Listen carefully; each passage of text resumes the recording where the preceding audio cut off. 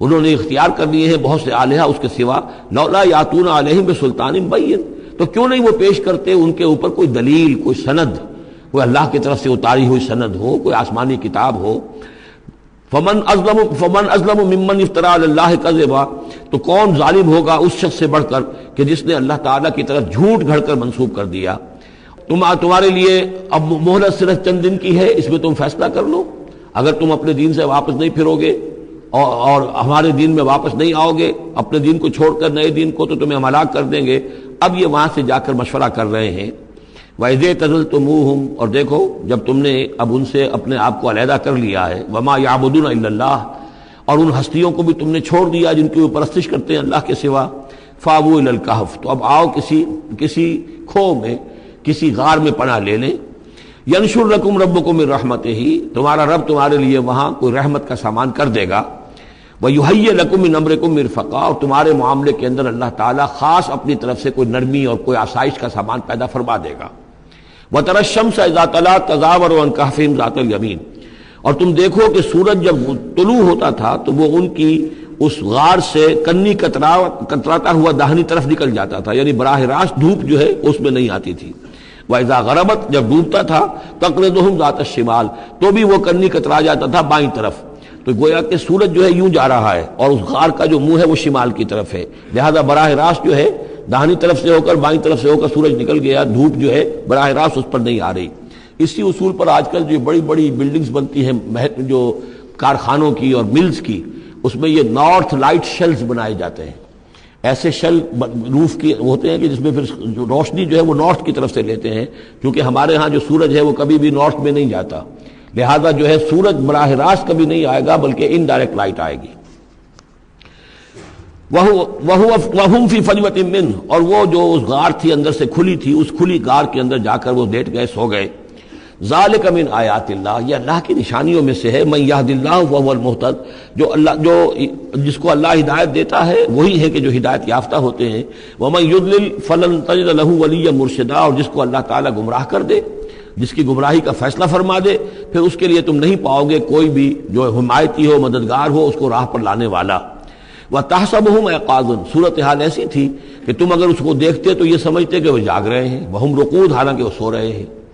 وَنُقَلِّبُهُمْ ذَاتَ الْيَمِينِ وَذَاتَ الشِّمَالِ، ہم ان کو کروٹیں بھی دلواتے رہے، داہنی طرف بھی بائیں طرف بھی،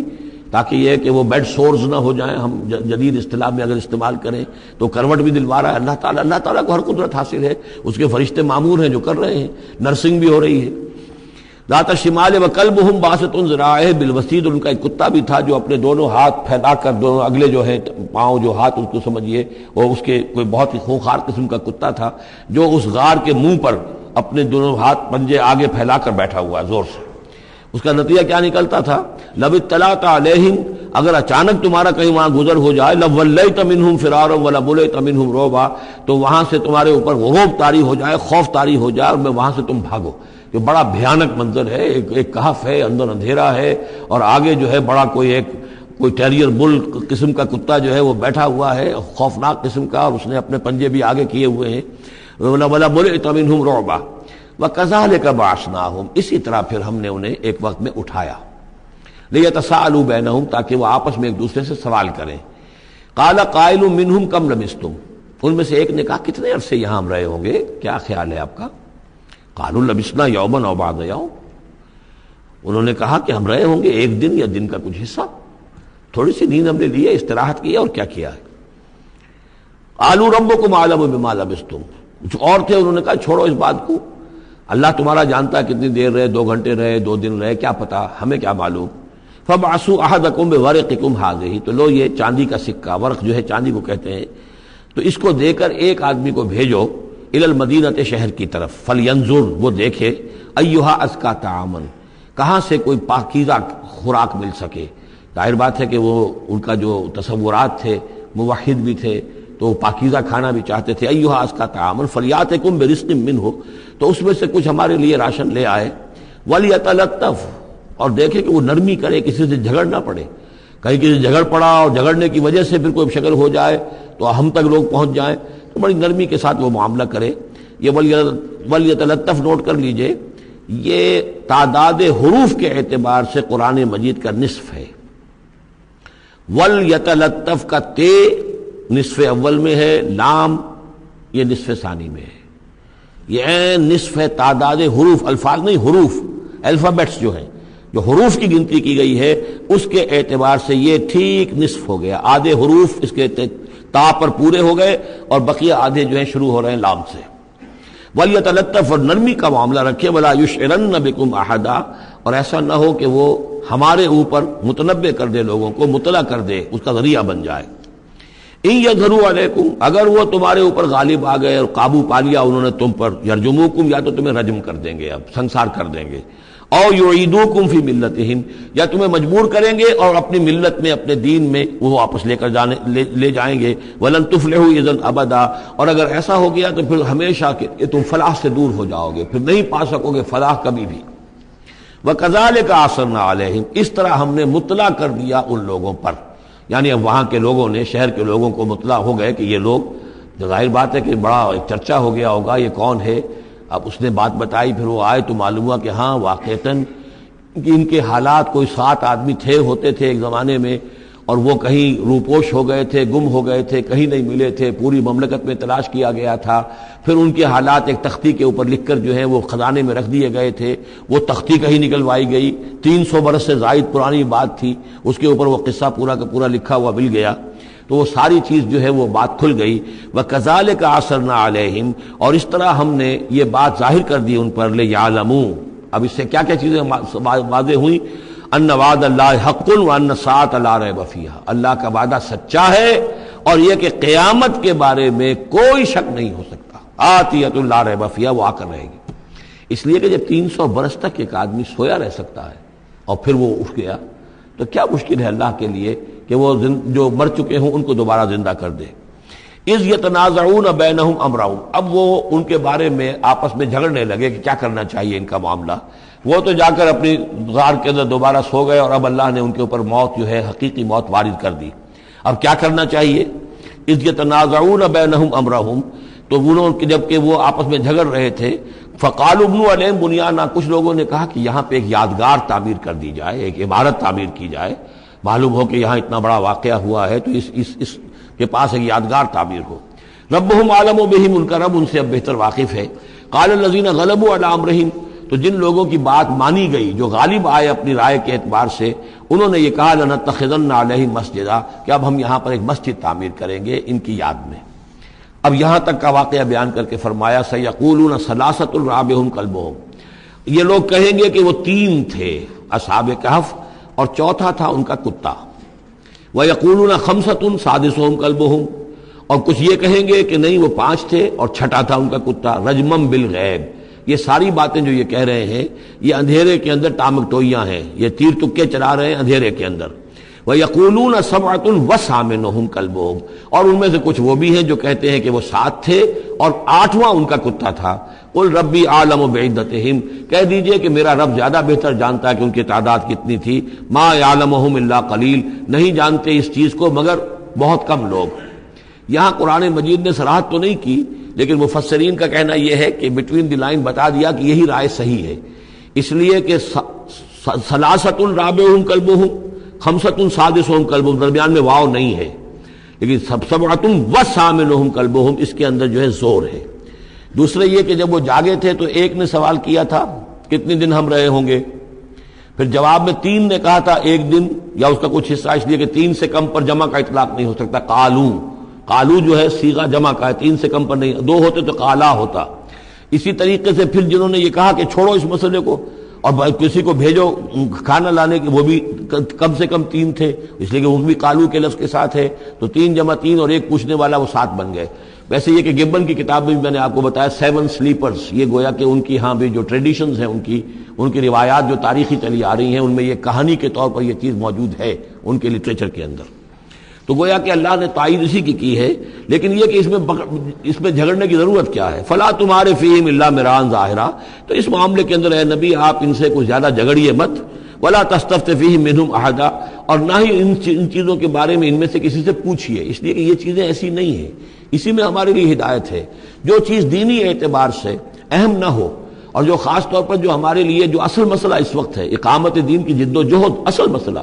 اس کے اعتبار سے جس کی اہمیت نہ ہو اس کے بارے میں زیادہ چھان بین کرنا، زیادہ بحث و نظام میں پڑھنا جو ہے وقت ضائع کرنا ہے، بلکہ وہ اپنی اس جد و جہد کو نقصان پہنچانے والی بات ہے۔ فلا تمہارے فیہم الا مراء ظاہرا ولا تستفید فیہم منہم احدا ولا تقولن لشیء، یہ بہت اہم واقعہ آ رہا ہے یہاں۔ اس واقعے میں حضور صلی اللہ علیہ وسلم سے ایک سہو ہو گیا تھا۔ جب یہ سوالات کیے گئے تو حضور نے فرمایا ٹھیک ہے میں اس کا جواب دے دوں گا، تم آنا، اور یہ کہ انشاءاللہ نہیں کہا، کل تم آنا میں تمہیں جواب دے دوں گا، انشاءاللہ نہیں کہا، سہو ہو گیا، غلطی ہو گئی۔ لیکن یہ کہ اللہ تعالیٰ نے جن کے جتنے رتبے بلند ہوتے ہیں پھر ان کی سختی بھی اتنی ہوتی ہے، جن کے رتبے ہیں سوا ان کی سوا مشکل ہے۔ ہم عام طور پر یہ باتیں کہتے رہتے ہیں ہمارے لیے اللہ نے کیا گرفت کرنی ہے کہ ان کی کوئی حیثیت ہی نہیں، کوئی مقام ہی نہیں، لیکن یہ کہ جو بلند مقام والا ہو اور وہ بغیر انشاءاللہ کہہ دے کہ کل یہ ہو جائے گا اور انشاءاللہ نہ کہے تو اس پر پھر گرفت ہو گئی۔ تو حضور کی کئی دن گزر گئے کہ جبرائیل نہیں آئے اور آپ کے لیے پھر ایک مشکل پیدا ہو گئی، گویا کہ مخالفین نے تالیاں پیٹنی ہوگی کہ لو بس فیل ہو گئے، ناکام ہو گئے اس امتحان کے اندر، جو ہے وہ تو اب یہ کامیاب نہیں ہو پائے۔ اس کے بعد جبرائیل آئے، یہ واقعات بھی لے آئے، ساتھ ہی یہ ہدایت بھی لائے۔ وَلَا تَقُولَنَّ لِشَيْءٍ إِنِّي فَاعِلٌ ذَلِكَ غَدًا، دیکھیے کبھی نہ یہ کہیے گا کہ یہ کام میں کل ضرور کر دوں گا، إِلَّا أَن يَشَاءَ اللَّهُ، مگر اس استثناء کے ساتھ اگر اللہ نے چاہا۔ یہ ہماری تہذیب کے اب یوں سمجھیے کہ کچھ کلمات ہیں سماجی، ہمارے ثقافت کے، ان کے اندر جو ہے توحید کی روح جو ہے وہ کوٹ کوٹ کر بھری ہوئی ہے۔ کوئی اچھا منظر دیکھا سبحان اللہ، یعنی یہ کہ اس منظر میں کچھ نہیں ہے، اصل میں حسن اللہ کا ہے۔ پھول دیکھا سبحان اللہ، پھول کی تعریف نہیں کر رہے ہیں، اب بنانے والے کی تعریف ہے جس نے اتنا عمدہ پھول بنایا ہے۔ کوئی آپ کو کوئی تکلیف رفع ہوئی، کوئی ضرورت پوری ہوئی الحمدللہ، بھوک لگی ہوئی تو کھانا کھایا الحمدللہ، تعریف اللہ کے لیے ہے۔ کوئی چیز آپ اپنے گھر میں داخل ہوئے، منظر اچھا لگا، بچے کھیل رہے ہیں، بڑا اچھا ماحول ہے، کہیے ماشاءاللہ ماشاءاللہ، جو اللہ کو پسند ہے۔ یہ جو کچھ ہے وہ اللہ کی مشیت سے ہے، یہ کوئی میری صلاحیت سے میری قوت سے تو نہیں ہے۔ اسی طرح سے کوئی کام کرنا انشاءاللہ، میں یہ کام کرنا تو چاہتا ہوں، ارادہ تو ہے، لیکن ظاہر بات ہے کہ اللہ تعالیٰ کی مشیت کے بغیر، اللہ کی مرضی اور اذن کے بغیر تو نہیں ہو سکتا۔ تو یہ بھی گویا کہ، اور یہ سارے کلمات اس صورت میں آپ کو مل جائیں گے، ماشاءاللہ، انشاءاللہ، اور اس سے پہلے ہم الحمدللہ سے شروع کر چکے ہیں۔ الحمدللہ الذی انزل علی عبدہ الکتاب ولم یجعل لہ عوجا ولا تقولن لشیء انی فاعل ذلک غدا الا ان یشاء اللہ واذکر ربک اذا نسیت، اور اپنے رب کو یاد کر لیا کیجئے جب آپ بھول جائیں، یعنی یہ کہ اگر کسی وقت بھول جائیں تو پھر جب یاد آ جائے وَاذْكُرْ رَبَّكَ تو پھر اللہ تعالیٰ کی طرف دھیان لگائیے۔ وَقُلْ عَسَىٰ أَن يَهْدِيَنِ رَبِّي لِأَقْرَبَ مِنْ هَٰذَا رَشَدًا، اور کہیے کہ ہو سکتا ہے کہ میرا رب اس معاملے میں اس سے بہتر راہ کی طرف میری رہنمائی کر دے، یعنی میں یہ کیوں کہوں کہ یہ کام میں کروں گا، ہو سکتا ہے اللہ تعالیٰ جو ہے اس سے بہتر کوئی صورتحال پیدا کر دے۔ لہذا اس معاملے کے اندر بھی کوئی زیادہ جازم ہو جانا نہیں چاہیے، بلکہ معاملات کو تفویض الامر الی اللہ، سپردم بتو مایا خیشرا تو دانی حساب کم و بیشرا، تو اس طریقے سے انسان جو ہے اللہ تعالیٰ کے حوالے کیے رکھے۔ وَلَبِثُوا فِي كَهْفِهِمْ 300 سنین وازدادوا تسعا، اور وہ رہے اپنی اس غار میں 300 برس اور اس کے اوپر 9 سال۔ اس کی تعبیر کیا ہے؟ شمسی حساب سے 300 برس، اور یہ 300 برس جو شمسی ہوتے ہیں جو سولر کیلنڈر کے، وہ قمری حساب سے 309 بن جاتے ہیں۔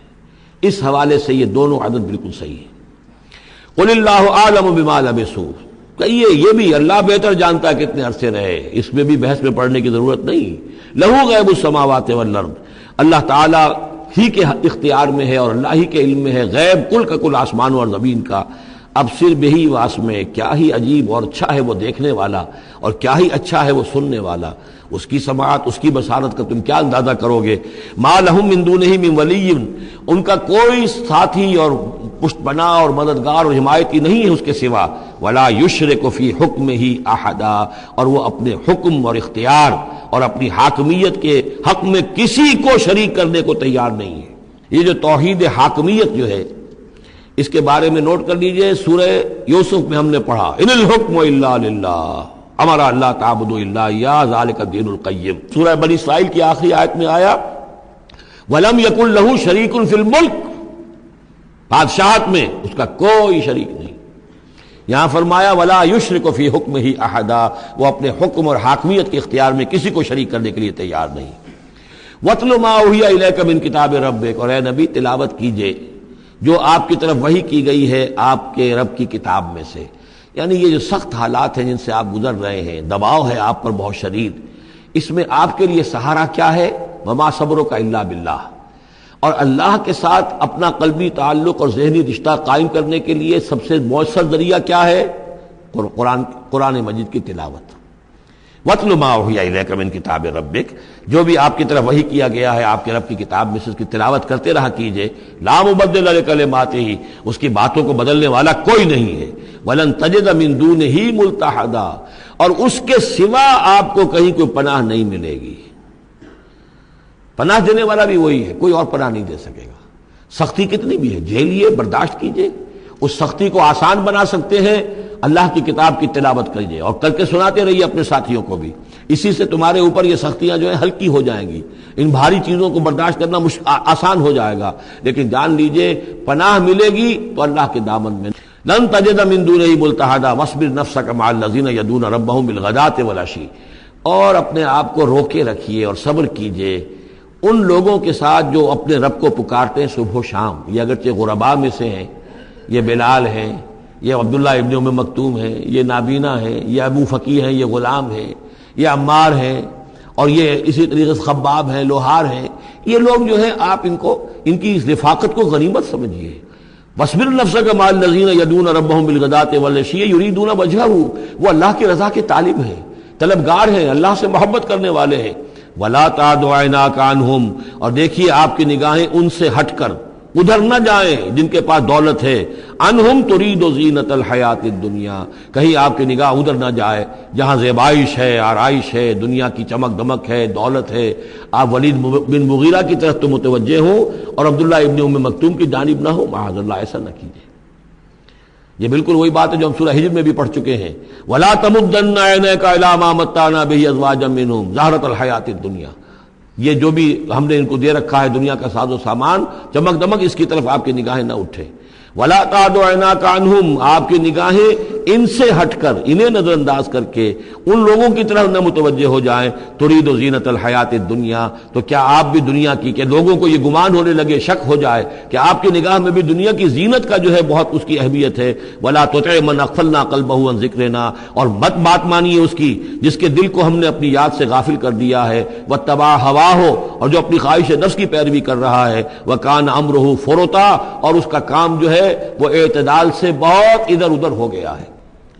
وَقُلِ الْحَقُّ مِن رَبِّكُمْ فَمَن شَاءَ فَلْيُؤْمِنْ وَمَن شَاءَ فَلْيَكْفُرْ إِنَّا أَعْتَدْنَا لِلظَّالِمِينَ نَارًا أَحَاطَ بِهِمْ سُرَادِقُهَا صدق اللہ العظیم۔ اور پڑھا کرو اس میں سے کہ جو وحی کیا گیا ہے آپ کی جانب آپ کے رب کی کتاب میں سے، اس کی باتوں کا بدلنے والا کوئی نہیں، اور نہیں پاؤ گے تم اپنے لیے اس کے سوا کوئی اور جائے پناہ۔ تھامے رکھو، روکے رکھو اپنے آپ کو ان لوگوں کے ساتھ جو پکارتے ہیں اپنے رب کو صبح و شام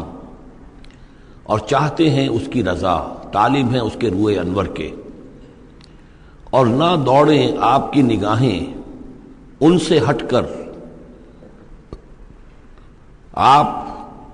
کہ دنیا کو یہ محسوس ہو، یہ مغالطہ ہو کہ ترید و زینت الحیات الدنیا۔ یہ ذرا مشکل مقام ہے قرآن مجید کا، کہ بظاہر تو الفاظ یہ ہیں کہ آپ کی نگاہیں دنیا کی زیبائش اور آرائش کی تلاش میں ان فقراء اور غرباء سے ہٹ کر امراء کی طرف نہ اٹھیں، لیکن ظاہر بات ہے کہ حضور صلی اللہ علیہ وسلم کی یہ شان نہیں تھی، لہذا اس میں جو بات سمجھ میں آتی ہے وہ یہ ہے کہ ایسا نہ ہو کہ آپ کے التفات کی وجہ سے دنیا یہ محسوس کرے کہ ان کی نگاہ میں بھی وقت اور اہمیت جو ہے وہ دنیاوی مال و دولت اور اسباب کی ہے۔